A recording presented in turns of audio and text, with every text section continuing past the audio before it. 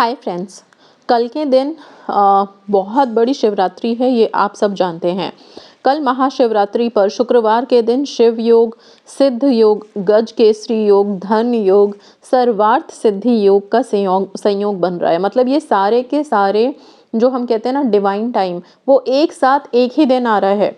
तो बहुत ही powerful day है कल। और बहुत सारे कमेंट्स आ रहे थे कि मैम कुछ शुभ मुहूर्त के बारे में बताइए और कितनी प्रहर की पूजा है वो बताइए, इसलिए ये वीडियो मैंने आज बनाई है आप लोगों के लिए। ध्यान रखिएगा।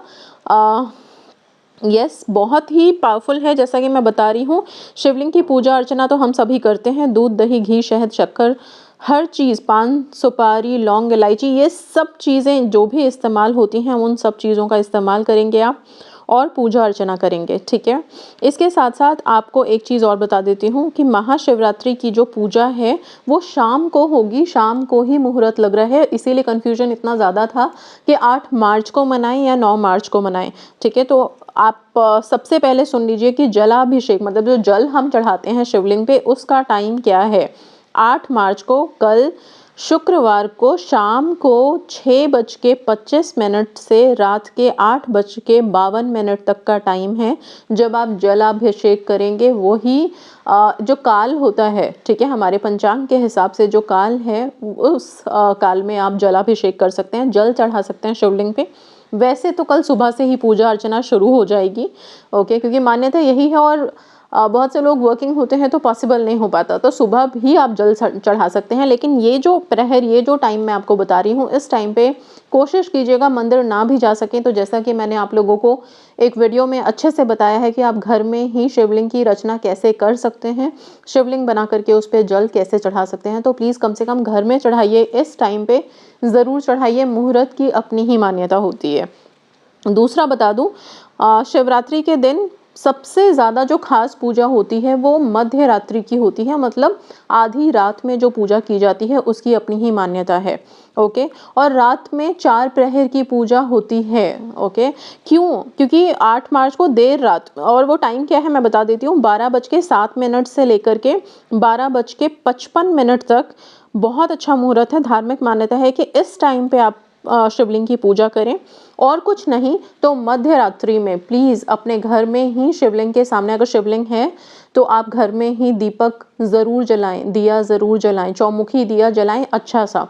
अगर पॉसिबल हो पाए तो मंदिर में जाएं, शिवालय में जाएं और शिवलिंग के सामने चौमुखी दिया जलाएं। बहुत ही अच्छा होगा, आप सबको भोलेनाथ की कृपा मिलेगी, मनोकामनाएं भी पूरी होंगी, क्योंकि ऐसी ही मान्यता है।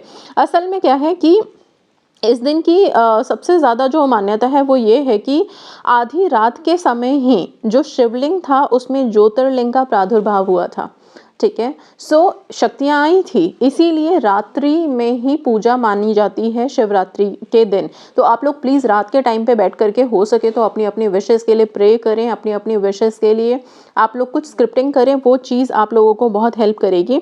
और जैसा कि मैंने बोला, चौमुखी दिया जलाना बिल्कुल ना भूलें। रात में उठें, हाथ पाँव मुँह धोएं और फिर अपने घर में भी जलाएं और जा कर के मंदिर में भी जला के आएँ। भोलेनाथ के निराकार से स्वरूप में अवतरण की रात्रि ही महाशिवरात्रि कहलाती है, ओके। तो ये जो शिवलिंग है, हम ये मानते हैं कि महाशिवरात्रि वाले दिन शिवलिंग में सारे दिन भोलेनाथ का वास रहता है, इसीलिए सारे दिन जलाभिषेक होती है, सारे दिन पूजा अर्चना होती ही रहती है। सो आप सबको भी वो पूजा अर्चना करनी है। मैंने एक लाल धागे का उपाय आप सबको बताया था, वो लाल धागा सबका रेडी होगा ही, तो आप लोग गठबंधन करना बिल्कुल ना भूलें। और हाँ, ये जो मैंने चीज़ें बताई हैं इनका ध्यान रखिए। कल के दिन ज़रूर पूरी श्रद्धा, पूरे भाव के साथ शंकर जी, पार्वती जी से अपने लिए आशीर्वाद मांगें, अपनी मनोकामनाओं के लिए विनती प्रार्थना करें। कल के दिन एक और चीज़ बहुत इम्पॉर्टेंट है।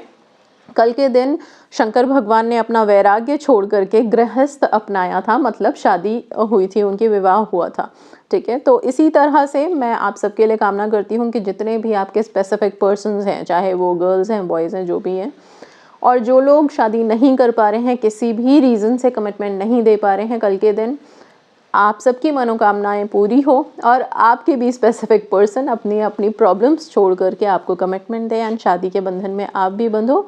नेक्स्ट ईयर आप सब अपने अपने पार्टनर्स के साथ शिवरात्रि मनाएं और बाकी जिसकी जो विशेज़ हैं, चाहे वो जॉब से रिलेटेड हो, हेल्थ से रिलेटेड हो या बाकी लाइफ की जो भी विशेज़ हैं, वो सब हम मैनिफेस्ट कर पाएँ।